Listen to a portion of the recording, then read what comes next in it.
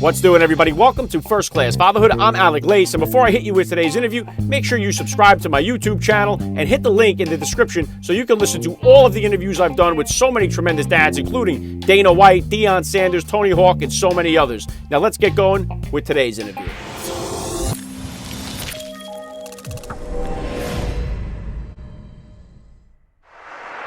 Joining me now, First Class Father, James Harris. Welcome to First Class Fatherhood.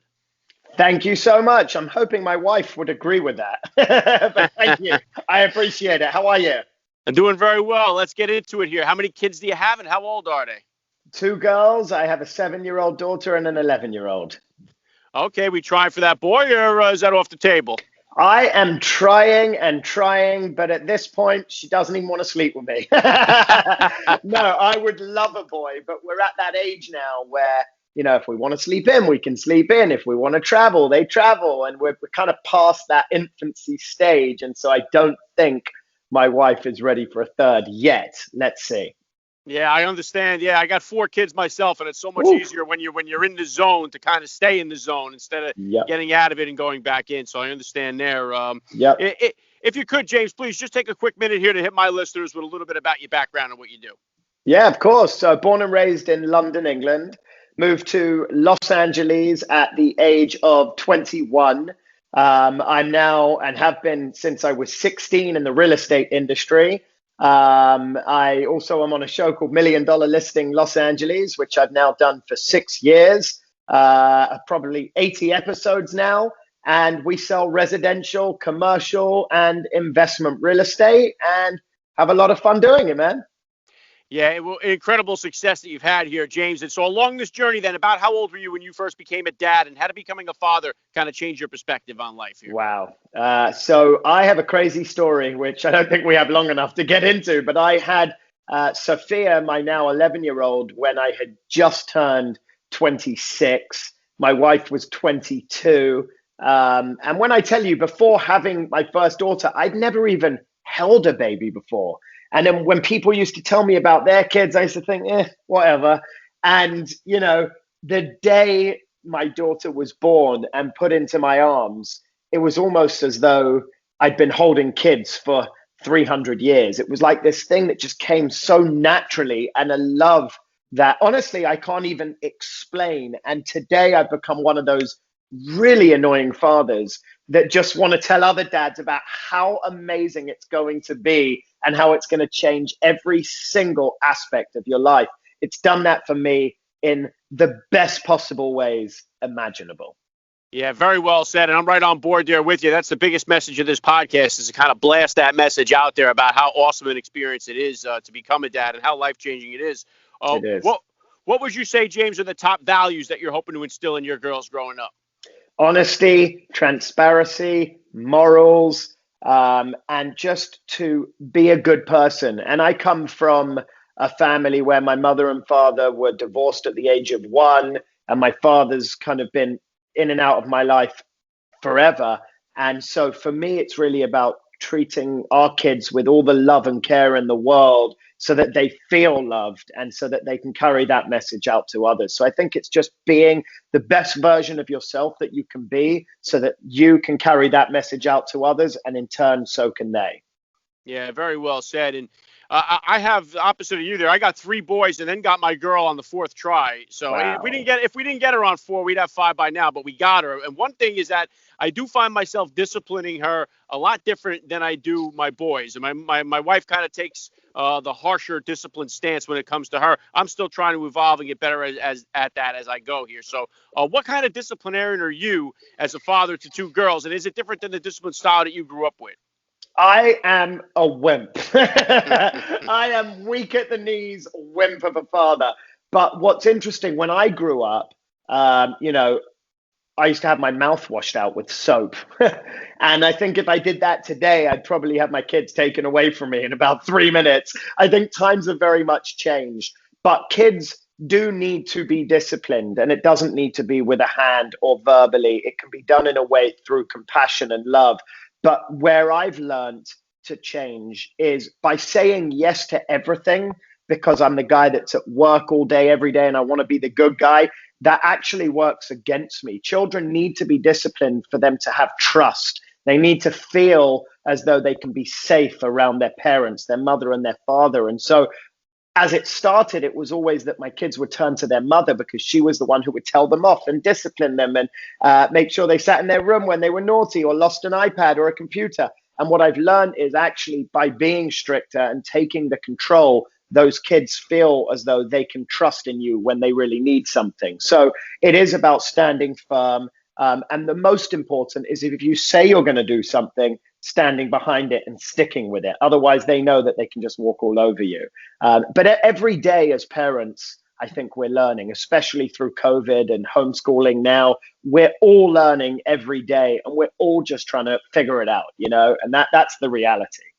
Yeah, 100%. Yeah, I'm included in that batch as well. They're doing the whole Yeah. homeschooling thing and trying to adapt and Ooh. evolve here. It's been presented some new challenges for all of us. And getting into what you do here, James, a lot of dads, a lot of dads that hit me up and email that they're working jobs that they hate, and a lot of them would love to sidestep into something that they'd like to pursue, like real estate. So, what kind of advice do you have for the dad out there that would love to start dabbling in real estate and get his feet wet? What's the best place for him to start? Well, the first thing I'll share with you is that going to work for me really isn't going to work. I love what I do. I'm excited to get out and do what I do. And I think in any career path you take, you have to be passionate about what it is that you do.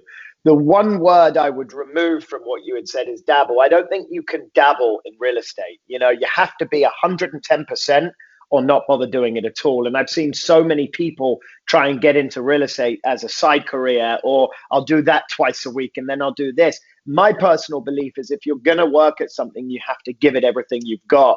And real estate can be a lot of fun, a really exciting and very profitable business, but you have to be willing and prepared to jump in with both feet, jump in at the deep end. You either sink or you swim and go for the top, prove yourself that you can be the best version of yourself that you can be. But you got to learn the market inside out. You got to get to know the agent community so that they're there when you're representing a buyer, and you got to become a master of your craft. Yeah, great stuff, James. And how about right now during this entire pandemic that's been going on here since last, February, whatever, really, since it hit? How has the real estate market been holding up? What has it been during this entire coronavirus pandemic? It's nuts, man. I mean, when the corona hit, we were at home for around 3 weeks on lockdown. And I really thought, holy shit, we're in trouble. And the second we were allowed out of our front doors and kind of the floodgates opened, the real estate market has gone insane. Like in my 17-year career, I've never been as busy as I am today. We've got 15 deals under contract. Everybody buying right now is circumstantial to COVID. People want bigger houses, more land, gated communities, second homes. People realize that they want smaller homes. People are realizing they want offices at home. People are realizing they want to get out of an apartment, out of a condo into a home. And so with interest rates being as low as they are and COVID, it's just created this frenzy in the market and everybody's trying to buy. So for us, the real estate market is very strong and we're going to continue to ride the wave and see what happens. Wow, yeah, that's great to hear, James. And I know that you got your podcast going now, Positively Chaotic. What was the genesis of you starting the podcast and what is it all about? It's a great question. So Positively Chaotic is something that I've always seen my own life to be. I was grown up in London, thrown out of 8 schools, not academic, struggled, wanted to work. And I've had this incredibly chaotic path, but I've always stayed positive. And so I was always intrigued by other people's journeys. Where did they start? Where were they in the middle? And how did they get to where they are today? And the podcast is really for people that feel maybe less than or inadequate or that they can't be as successful as somebody else. And I just want people to see the journeys that so many very successful people have taken today to realize that it wasn't easy, but it's definitely achievable. And so I want to hear the beginning, the middle, and the end. And it's a really interesting conversation, and I am loving the podcast. Yeah, very cool. I'm going to drop a link in the description of this podcast episode so my listeners can get over there and check it out. And one thing you say there with a lot of guys, you hear about their journeys where there's a lot of failure in them and then they overcome something and they become successful. And I think right now we're seeing where, we kind of remove a lot of that from our kids, where we're kind of not allowing them to fail as much as maybe we did when we were kids. We see every kid gets a trophy and that entire philosophy. And I think that's doing more of a disservice to our kids. I think maybe at some points we're being a little overprotective as parents. Hit the nail on the head, my man. I truly look back at my life today and say to every failure or anything that I did wrong was a learning curve, was a stepping stone for me to grow. I have zero regrets in my life today. And I try and instill that into my children. It's not a mistake. It wasn't an error. It was a learning curve. And what did you learn from that? And how are you going to grow from that? And truly, that's how I've become the person I am today. And I'm not perfect and I'll never be perfect. And by the way, I never want to be perfect, but I want to continue to learn and grow and become better. And I think you're absolutely right. People are putting too much pressure on these children to be the best instead of just letting them be and grow into what they should become, which is themselves. And I couldn't agree with you more on that. Yeah, and James, do you have any concerns? Like, I mean, you have two young girls. What you do is selling $1 million homes. You're surrounded by a lot of different luxuries and stuff like that. Do you have any concern or any plan to kind of keep them grounded as they grow up? Maybe acts of service or something like that to kind of balance them out. Massively, yes. Today I always say my life has become going to work is for my children, right? Everything I do is for my children. But at the same time, that doesn't mean every penny I make goes to my children. Our children are going to have to work damn hard if they want to see success. And I want them to make it on their own. And I want them to feel a self-worth of success on whatever journey or path it is that they take. But we're definitely not putting the silver spoon in the mouth. I mean, it's going to be working. There's chores in this house. We have a point system, a chart system. And no, I think unless you actually earn something, how can you appreciate it? And I grew up with a lot of people that had a lot of money, and that's great, but their parents still instilled to them what it means to actually have use of it, to use it or spend it, because otherwise, how can you ever appreciate things in life?